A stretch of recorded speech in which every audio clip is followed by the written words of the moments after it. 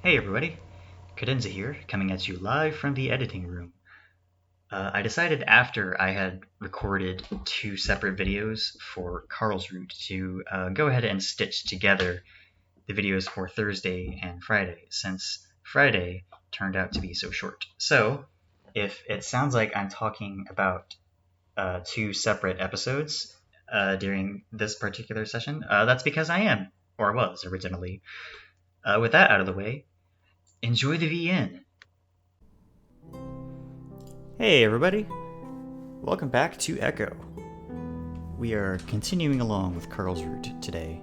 Just a quick warning, there is going to be a depiction of a bout of sleep paralysis towards the end of this episode, so if you're sensitive to that, be wary.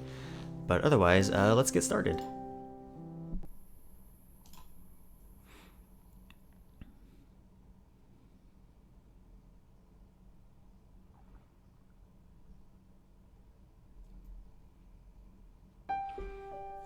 Are you sure you don't want to come down?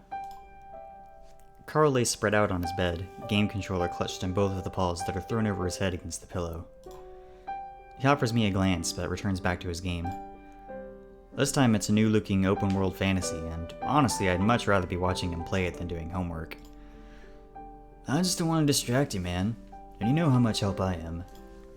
I frown. Well, it'd be more for the company than anything. Don't you want to look through the stuff too?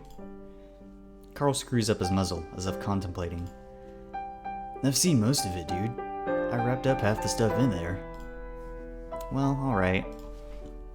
I pause, but he doesn't say anything. It's clear he's not interested, so I have no reason to nag him. Still, it sort of hurts my feelings. As I make my way into the basement alone, I realize another reason why I would have appreciated Carl's company. The house is creepy as fuck. I've always been a bit of a pussy when it comes to scary things. I mean, once, after I'd seen a scary movie about possession, I'd been afraid to go to sleep for weeks, mainly because my nightmares can seem so real. It took almost a month for me to manage it without the lights on, and I was 18 at the time. And now I mentally kick myself for remembering that movie while I'm down in Carl's creepy basement, alone. Once I get to the crawl space, I do an awkward half-run to the flood lamp that probably would have made Carl laugh his ass off. The crawl space really is fucking creepy. I imagine Carl sleepwalking down here, which I'm pretty sure is what happened last night, then waking up alone in the dark. I can understand why he was so freaked out. The sight of the plastic tarp at the bottom of the steps brings back memories of the tarantula as well. Shit. Now I have good reason not to go down there at all. I still don't know if what I saw was real, or was some kind of hypnagogic hallucination that my mind always seems so keen to throw at me. I scan the tarp, its white and clean surface free of any insects as far as I can tell. I shudder again before making my way slowly down the steps, eyes still darting around. Come on, you idiot, this is ridiculous. When I was younger, I used to have a problem where I'd wake up in the middle of the night and see spiders crawling up my walls. I'd scream and one of my parents would come running in to tell me nothing was there. My dad talked to a psychiatrist friend who told him it was normal, so he didn't do anything about it. Over time, the hallucinations stopped. They didn't come back until I took the night shift near my university's campus. After that, I started to get sleep paralysis, and about half the time, spiders were involved. My feet crunch their way across the tarp, back toward the tubs that I know are marked History. I stare at them for a second, remembering that 2 days ago the tubs had been turned to have their sides facing the entrance to the crawlspace. I clearly remember seeing them that way over Carl's shoulder, right before I saw the tarantula. Now they're turned so that their ends are pointing to the front. I frown, but the prickling feeling on my neck doesn't feel good, especially with me being alone down here. So I shove that to the back of my mind and grab the end of the bottom tub so I can start dragging it back toward the stairs. Sitting down and taking the lids off, I start sifting through the contents. Again, something isn't right. There are a few empty wrappers lying around among the artifacts, as if someone had unwrapped a few trinkets before taking them. I wonder if Carl decided to take a few things? God knows why he would. I removed those wrappers, 3 in all, and set them to the side before digging further in. This particular tub has a divider in it. As I start unwrapping things, I realize that one side is for the harder artifacts, like keys or knitting needles. The other has mostly paper items, like photos and documents. On the paper side, I see a thick folder labeled Biography of James Hendricks. My eyes widen. Now that would come in handy. Is this a book, or... As I open it up, I find a bunch of loose papers inside. While it's clearly copy paper, it's old enough in its own right. I move back down to the tarp so I can start spreading the documents out, not wanting to lose anything. I'm breathing heavily at this point, hardly believing my luck. There are hundreds of pages and I hardly know where to start. After a while, I begin to deduce what this is. Someone's been trying to write a book on James Hendricks. From what I can tell, it was Carl's mother, Tricia. Some of the documents were typed out on a typewriter, so this might have been started as far back as the 80s. Getting married, having kids, and running a company probably slowed things down just a little bit. I grin. While it's too bad that this might never see publication, Carl's mom has no idea how much she's saved my ass. On top of that, she's got it all organized. One divider indicates James Hendricks, while another marks Emma Hendricks, who I assume is James's wife. A few of them are filled with several names: Marilyn Smith, John Begay, Yanaha Begay, Christopher Leeway. Finally, the last section of the binder is filled with dividers indicating dates: 1825 to 1852, 1852 to 1875, 1875 to 1878, and 1878 to 1891. I start with that, my fingers shaking a bit with excitement as I start poring over Tricia's meticulous timeline, using my phone to take notes. James was born in 1825 to an immigrant family from Ayr. His family faced oppressive prejudice from the day they arrived in the country. Despite this, they managed to make a living, with James's father becoming a plumber, a profession that mainly dealt with lead. His father, Martin, was abusive, even more so than was acceptable for the time, and James suffered greatly for it. The mysterious death of his 5-year-old sister, Martha, led many of the townspeople to suspect murder on the father's part, but this was never proven. James left home at the age of 15. He told his remaining sibling, Jane, that if he were able, he'd find a place for both of them to stay to escape their father. Not much is known about James Hendricks between 1840 and 1849, with Tricia assuming that he simply just job-hopped around the tri-state area. What is known is that James set out west in 1850 during the gold rush. Luck struck quick, with James finding gold in a quartz deposit in 1852.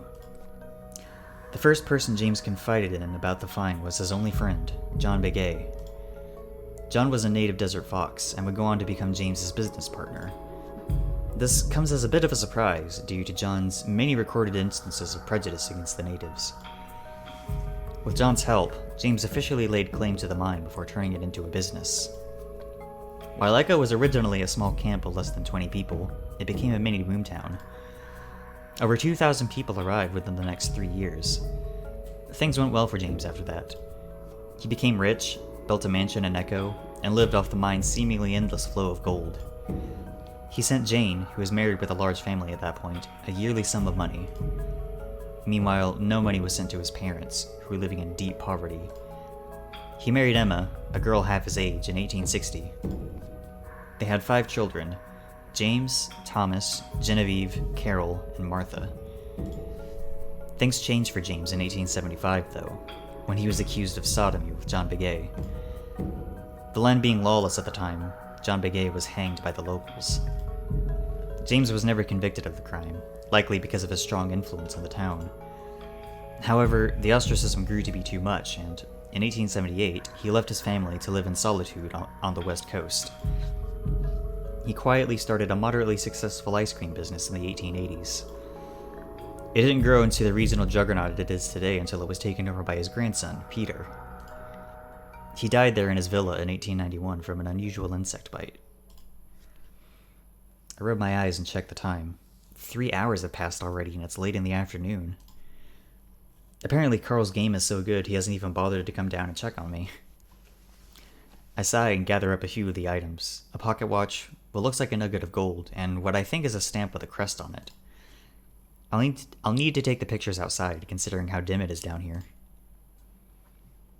I lay the items down on the adobe sidewalk that leads up to Carl's house. Deciding that will make a suitable background, I start taking pictures.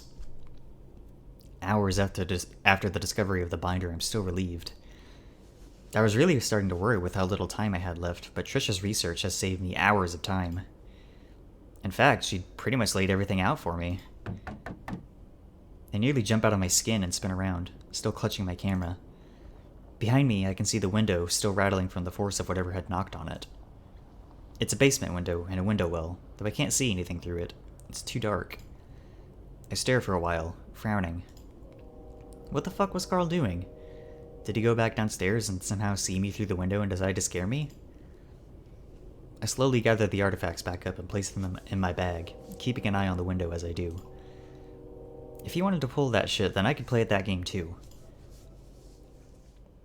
The only problem is that Carl isn't at the basement. From what I can gather, it was the window next to the crawl space that was hit. Looking out, I can see the spot where I must have been standing. The chills return and I shiver as I move back to the crawl space. It had to have been Carl, though I don't get why he wouldn't have stayed down here until I came back. I gather everything back up and start to place them back into the tub in the same order I had taken them out. And that's when I notice something. At the very bottom of the tub, a plastic baggie has been opened with its contents spilled out. I set down the binder which I had been about to put away and reach in, sifting through the spilled papers. They're newspaper clippings from the town of Payton. They're incredibly old, and I can't imagine this is the best way to preserve them.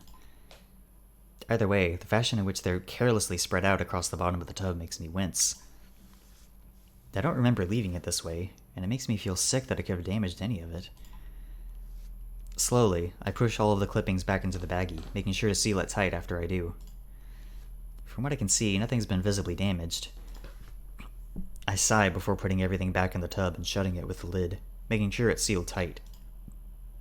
It's a shame that it's been so difficult for Carl's family to set up the museum. From the looks of it, some of the stuff isn't going to last much longer without proper preservation. Finally, I drag the tubs back and subconsciously take note of exactly how I left them before heading back upstairs. When I get upstairs, though, Carl is asleep. His controller is still above his head, clutched in his paws, as if he'd fallen asleep the moment I'd left. On the screen, his character is immobile, standing in the middle of some hut. A single NPC stands in front of him, walking back and forth. Every now and then it stops in front of him, exclaiming, "What are you doing in my hut?" I reach out and place a paw on his shoulder, and he immediately opens his eyes, snorting loudly. He sits up and rubs at his face, snorting again as he breathes deeply. "Did you go downstairs?" "Huh? What happened?" It's almost funny how utterly confused he looks. If he's acting, he's doing a damn good job of it. "I heard some noises downstairs. I thought it was you." "No, I don't think so." Things are moved around too. He takes in a deep breath before blowing it out. "I told you, man, this place is haunted. I wasn't joking." We both look at each other for a moment. Finally, Carl breaks the awkward silence. "So how'd it go, aside from the ghosts?" "That went alright, just 3 hours and a bunch of research." He looks at me blearily. "Aw, shit, seriously? I was gonna come down after a while, I just fell asleep, yeah. Anyway, we were supposed to go out today." "Really?" "Yeah, remember? You said so a few days ago." Carl looks around. "Well, what do you want to do?" I think. "Don't you have an interview tomorrow?" "Don't remind me." Carl picks up his controller again and I frown. "Well, I was thinking we could go out and maybe give you a new look." Now Carl frowns, clicking away at the controller. "Like what?" "Well, your clothes for one. Do you have any dress clothes?" You don't? Seriously? Have you never had an interview before?" "Well, yeah, it's just that I've, grown out of them." "Uh-huh. Well, we'll definitely need you to get some of those." I look at his beard thoughtfully. "Maybe we should give you a more clean cut look? Carl doesn't say anything and instead goes on frowning. I put a paw down on his controller, forcing him to pause. Come on, it could be fun. You can't stay in this house, in this room, forever. He finally does look at me then, his expression kind of sad. What's wrong? Carl looks away, then stands up slowly, his joints popping. Nothing. If it makes you happy, then why not? Great! Just so you know, I'd rather just play some video games with you. It's tempting. Just watching Carl play is a lot of fun, but with his style and commentary. But this is more important. I really want to help him out. Maybe later tonight. Let's get this done first. So apparently your great-great-great-great-grandfather was accused of sodomy. What? Carl looks up from his phone, his muzzle wrinkling. Yep, with John Begay, who I'm almost positive is related to Jenna, but I'll have to ask her. Are you serious? How did you find that out? He pauses. And maybe don't ask Jenna about that. From what I can tell, your mom's trying to write a book. Carl strokes his beard. Oh yeah, she is, isn't she? Well, was, more like. I don't think she's worked on it in years. From the looks of it, she started it in college. Damn. Well, I do remember her saying it stressed her out a lot, or that something happened to make her stop. Carl seems to be thinking. Actually, I think I remember her talking to my dad about how those old things freaked her out or something. He shrugs. But we've always said the house is haunted. Carl's phone starts buzzing. And speaking of Jenna, she's calling me. Carl looks a bit perturbed, but he puts on a cheerful voice as he answers it. Yo, whale ears! Ah, that old name. As he listens to her response, I see his smile slowly slide off his face. I can hear the sharp, muffled tones of Jenna's voice, even though he's holding the phone on the other side of his face. I guess she cuts him off, because he doesn't finish. I glare. Here, let me talk to her. The way Jenna acted yesterday, which isn't like her at all, is giving me a pretty good idea of what she's going off about right now. Carl doesn't give me the phone, though, instead just staring out the windshield as we continue on the highway. Finally, he lowers the phone from his ear, then stares at the screen for a while. She hang up? Yeah. Said something about how Leo's depressed now, and how us hanging out by ourselves isn't helping things.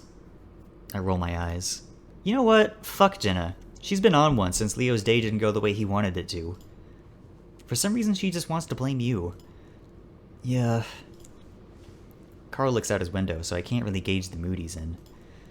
Listen, let's get something to eat first. I'll buy. No, my parents are rich. I'll buy. I can't exactly argue with that, so I don't. I also don't feel like I can leave it at that, so, hesitantly, I reach out with a paw and place it on Carl's shoulder. Seriously, let's have fun today, okay? Forget Jenna. He looks over at me and gives me a sad smile. I'm fine, Chase. I just want to get this over with so we can go back and play some games. I sigh. Is that all you think about these days? Hey, lots of people play games for a living. Name one. Rob Lowe. That's a sport. Still a game. I grin as I hear that jokey playfulness back in his voice. Glad I'm able to take his mind off of Jenna for the moment. Well, at least that keeps them active. Playing games all day will get you unhealthy. Fat? If you didn't notice, I'm already there. You're not that bad. I swear, you're mostly muscle. Then I guess I've got nothing to worry about. But you should get out more. Why? I've got entire worlds in my game. I don't know. What about girls? They're in games too. Well, you can't exactly touch a boob with your actual paws in a game. I don't know. I swear they've got those in anime land. You know what I mean. Already done it. Not that great. You a queer or something? I say it with a southern accent. Let's just say I don't label my sexuality. I let that sit for a second. That's a pretty queer thing to say. Guess I'm a pretty queer dude then. Is that so?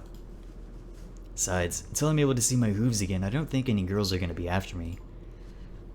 Well, that's what we're doing right now. Trying to give you a new look, a fresh start. It'll boost your confidence and your appeal. You'll have girls and boys after you. Again, Carl doesn't act very enthused about that. I tell myself it's only because he has to go out. Once we get there, I'm sure he'll cheer up. Excuse me for a moment. Time for the hottest dance track in this game. I swear, every store in the Payton Mall is dark and covered in neon. Carl stands there awkwardly, looking around as if unsure about what to do. So what kind of look do you want to go for? Carl looks at me like I'm crazy. Seriously, dude? I have no idea. You brought me here. Just work with us for the next hour, and I promise we can go to the game store next. Carl makes a big show of sighing, but I assume the twitch in his ears indicates he'd like that a lot. Well, it's just dress clothes, so it shouldn't be that big a deal. Carl's getting all insecure the way he did during the surprise birthday party. It's kinda cute. Carl? Chase? The voice comes from behind me, and Carl smiles over my shoulder before I turn around. Raven? The black and white two-toned husky is just a few feet behind me, grinning. How long has it been? Too long, man. What are you doing here? Family moved back after Dad got fired. Now I work here. I could ask the same about you, Chase. Oh, just on spring break right now. You work in a clothing store now? Raven laughs. No, I'm a store down. I work at Game Central. Carl perks up at that.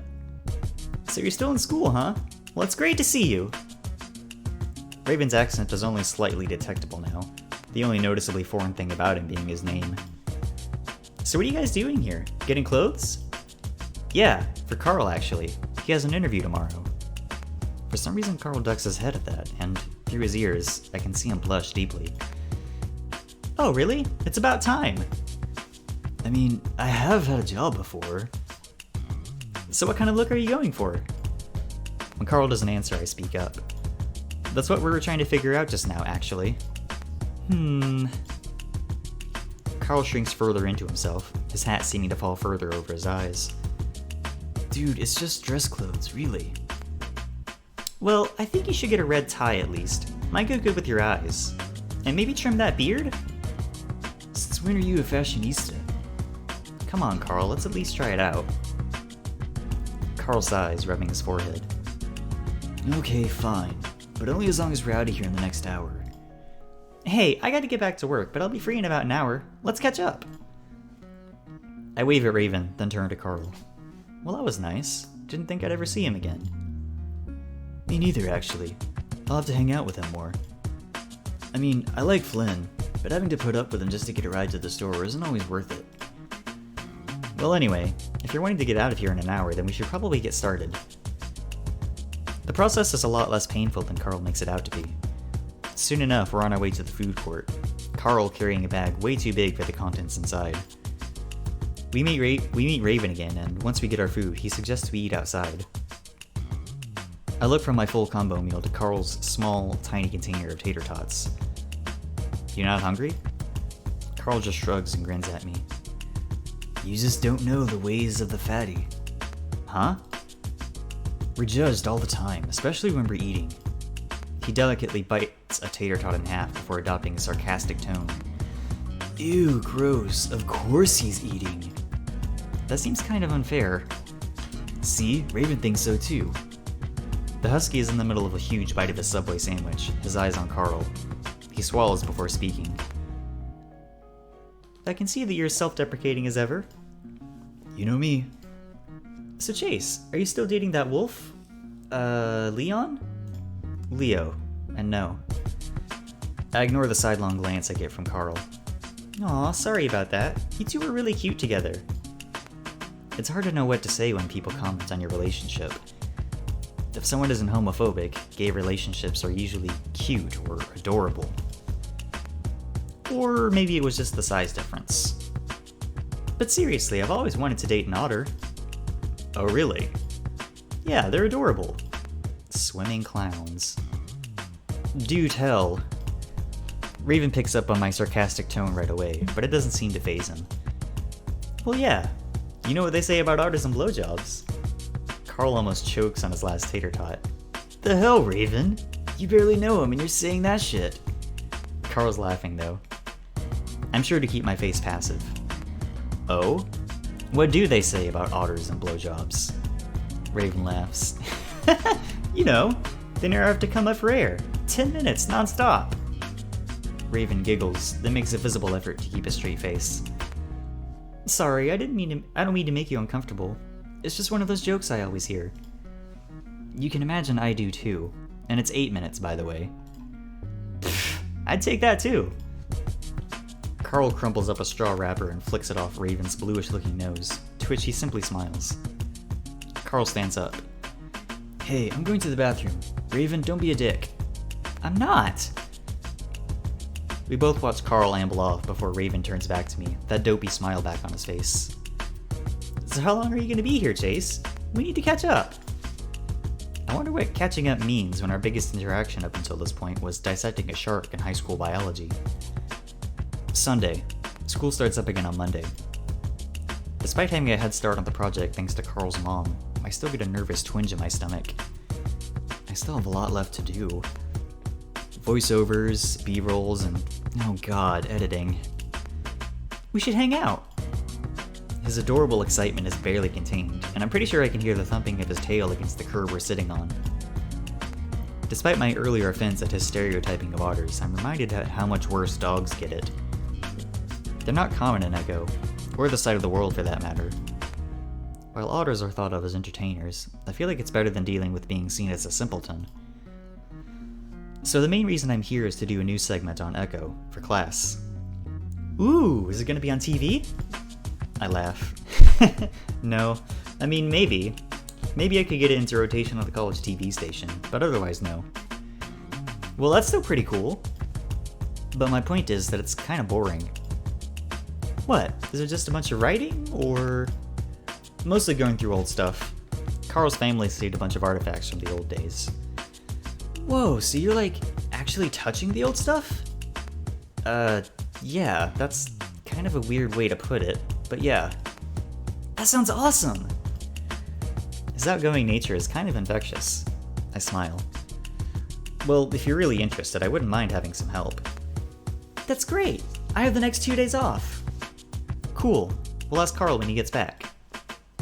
It takes a while for the ram to return, but when he does, he seems a bit reluctant to agree to the idea, which kind of surprises me. But eventually we convince him, and we make plans for Raven to come over the next day. As we're heading back out to the car, I nudge Carl, forcing him into a slight stumble. What's up? What do you mean? I try to keep my tone light. You seem a bit down. Actually, you have all day. Carl shrugs. I nudge him again and he giggles. I don't know. It's just awkward coming out here and having you two just examine me like that. Oh. Yeah? Yeah, dude. It just feels kinda weird is all. I stay silent for a moment, wondering if I'd made the right decision in doing all this. Well, I'm just trying to help you out, you know? I know, bro. It's cool. Seriously, I've been thinking... I think this text box should be Chase's. So I'm gonna read that as if that's the case. Your main problem is worrying about going out in public, like a social anxiety. Whoa, now you're sounding like Jenna. We get to my car and he smiles at me over the roof while I unlock the doors. I feel like if we can break through that, it'll help you out a bunch. I break eye contact as we both slide into our respective seats. And I think this job will be a huge part of that, so I really want you to get it.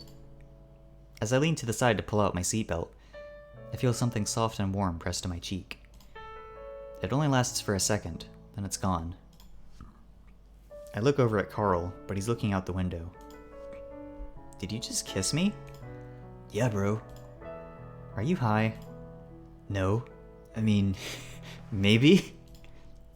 He giggles. So yes.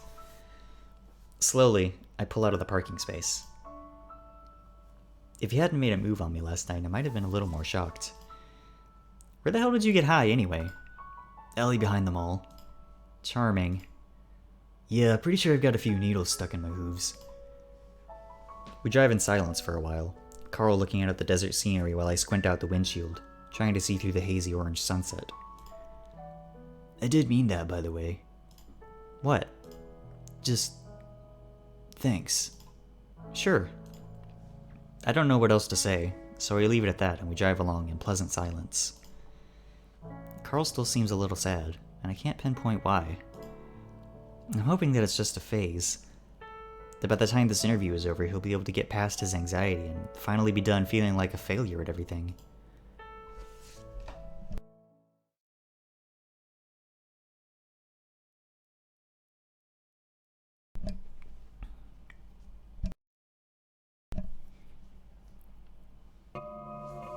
I wake up to the feeling of a familiar, numbing heaviness in my body. I try to move, tugging at what feels like a massive weight on my arms and legs, but all I can manage is to wiggle my fingers. It feels like someone's pressing down on my chest, trying to suffocate me. And something's in the room with me. I can't help myself, and I open my eyes. A blood-red glow fills Carl's room, as if from a nightlight covered in blood.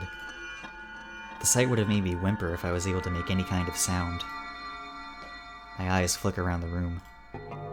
It looks strangely empty, a lot more empty than I remember it, as if Carl is in the middle of a move and he packed up all of his toys and decorations. In fact, the only thing I recognize in his room is his bed, the blankets tossed back and empty. I'm alone. I hear a chuckle right next to my ear, and it's straight out of a horror movie. Whatever it is, it's right out of my line of sight, and I can't turn my head to see what it is.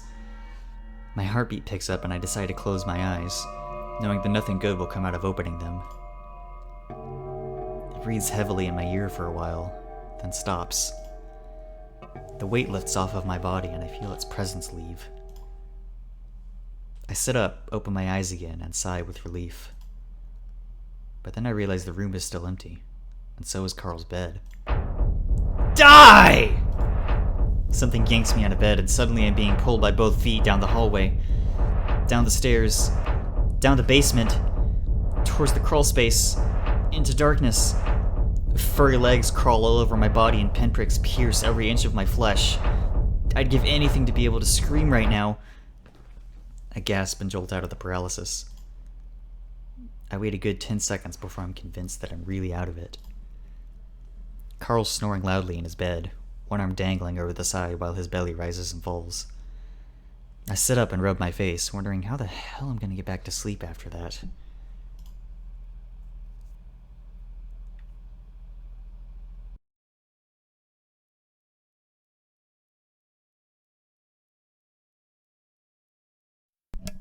Hey, is this useful?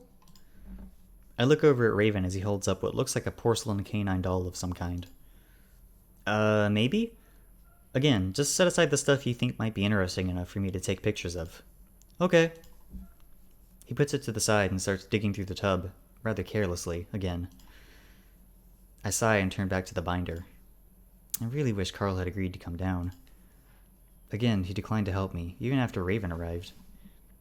But now I guess I have my answer as to why.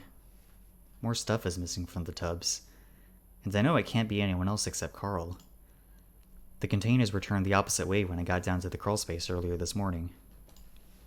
On top of that, there were 2 more loose wrappers in the tub, along with... I trace a paw up the torn edges of a missing page in the John Begay section. The question, of course, is why he would be doing this. There's absolutely no reason for it. And the bizarreness of the situation makes it pretty much impossible for me to confront him on it. It's his house, after all. Though if he didn't want me going through it, why would he have shown it to me in the first place? And he isn't even trying to cover his tracks. In fact, I practically caught him in the act just a few nights ago. He must know now that I'd be able to put that together pretty quick. I close the binder, deciding that this will be the last time I'll be going through this stuff. If Carl doesn't want me digging up info on his family's history, then I'm not going to pry any further. Hey, look at this! Raven holds up a wooden train. But this was probably the shit back in the day. I sigh. Probably. My phone buzzes. I take it out, my notifications telling me I have a text from Leo. Meet me at diner for lunch. Just you. For a moment I feel a pang of guilt. He told me how excited he was to hang out with me this week, yet I've spent almost all of my time here with Carl. Though, from what I've gathered in texts, Leo's been spending most of his time with TJ and Jenna, since the Lynx is apparently still feeling down. At least he had that to keep him occupied. My excuse that Carl has all the info I need for my project made my decision to spend most of my time here a little less weird. What time? And what do you mean by just me? Hey, Rave, I'm gonna go out to meet with some friends. Could you keep Carl company? Okay, sure. Raven seems pretty busy pushing the train across the ground while attaching more cars. And make sure you keep that together. I want to get a picture of it later. Now, need to talk in private. I sigh and put my phone away, patting my pocket for my keys as I head up the crawlspace steps. Leo waves at me as I walk into the diner. I'm surprised to see that the diner is completely empty. There's almost always someone in here. Something else is amiss, too, and I don't notice it until I've sat down across from the wolf. It's eerily quiet. The usual rockabilly tracks aren't playing from the jukebox. Hey. Hey, man, what's up? The atmosphere is unreasonably awkward, and I blame most of that on the strange state of the diner. So apparently we have to go up to the counter to order. Janice isn't here. Oh. Why's that? Leo shrugs as he sips on a milkshake. Dunno. Sick, I guess. It's then that I remember the story Flynn had told us about Janice and her incident. Though I'm not going to bring that up, because I'm sure that's what Leo's thinking as well. Well, I'm not really hungry anyway. What was it you wanted to talk about? Leo swallows slowly, then looks down at the table. So you probably know this whole thing didn't go as I'd planned. I look at the collection of condensation on his glass before I speak up. Yeah, sort of. Leo frowns, as if he'd hoped I would have tried to deny it. Well, it's mostly my fault. I should have done a better job at resolving shit. Now I frown. Hey! I wait until he takes his eyes off the table to look at me. You know, you're not our big brother anymore. He looks back down at the table.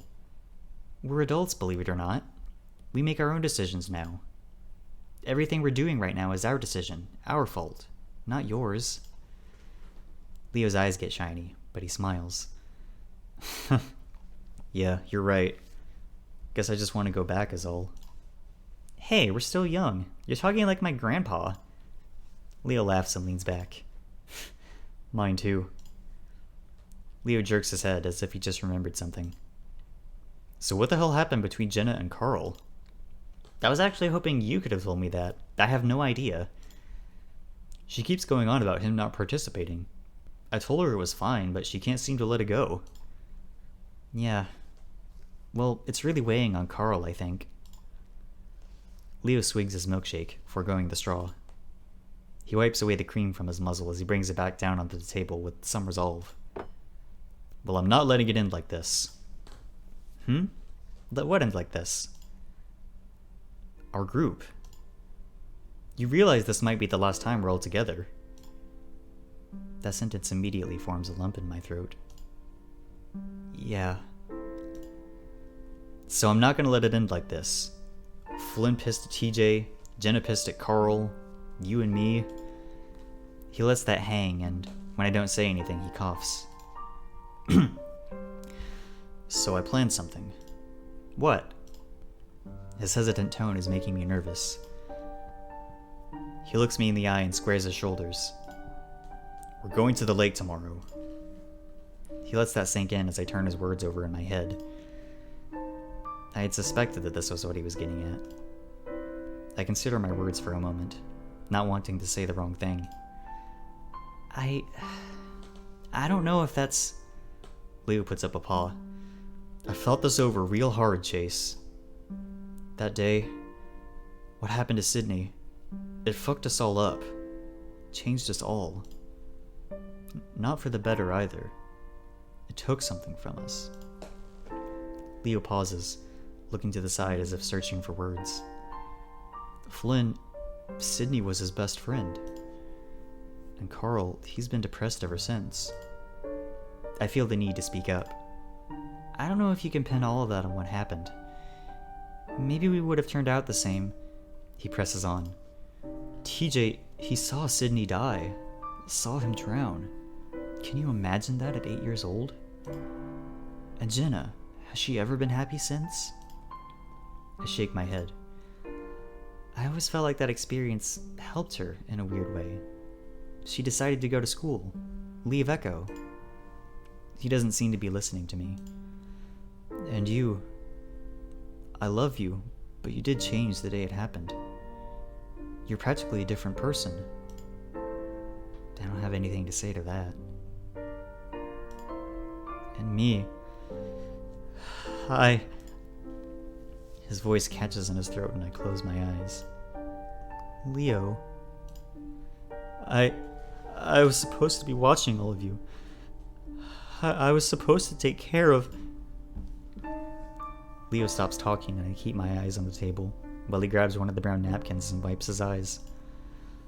When he speaks again, his voice is thick and cracks with emotion.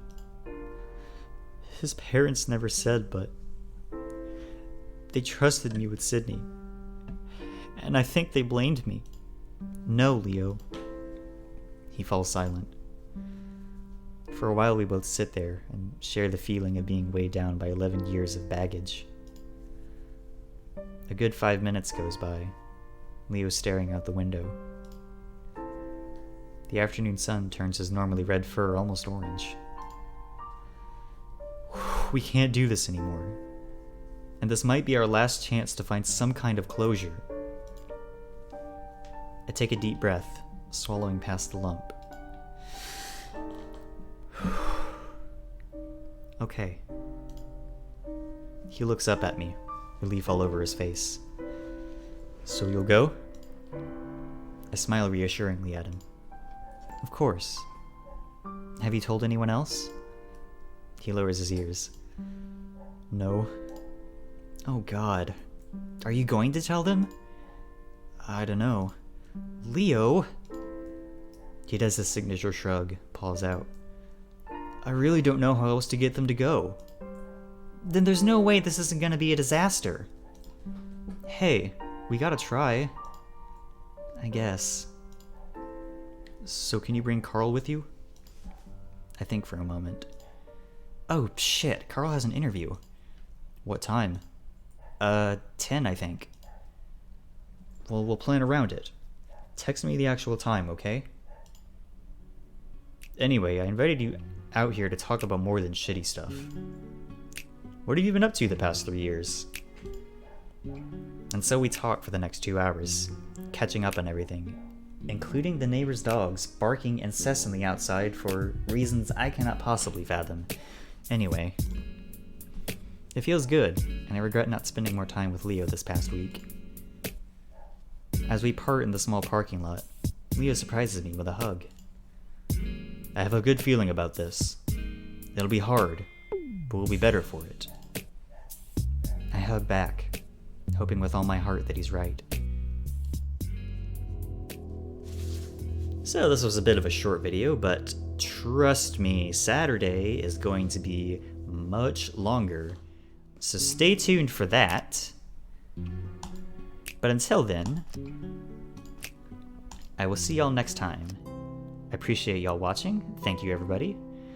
I'll see you later. Bye!